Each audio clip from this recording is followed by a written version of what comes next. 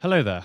I'm going to show you how to install the Xbox Game Bar on Windows 10 or 11, especially useful for if you've previously removed it for various reasons, and now you've found that you actually want it back. Or for some crazy reason, it was never installed in the first place. So all we need to do is open up the search bar and type in Microsoft Store, like so. With this store now open, if we head on to the search bar at the very top and type in Xbox and then press enter, and then what you want is the official Xbox app, which is just here, this one here, and then click get. Now just wait for this to download and install. Obviously, depending on your PC specifications and download speed, this may take a little while, but just wait for it to be done. Once that's downloaded, click open. Once the Xbox app is now open, navigate to the top left where your account name is and click that, and then click setting. From here, just click the app tab here, and then as you can see, Game Bar is missing, and then I have an install button.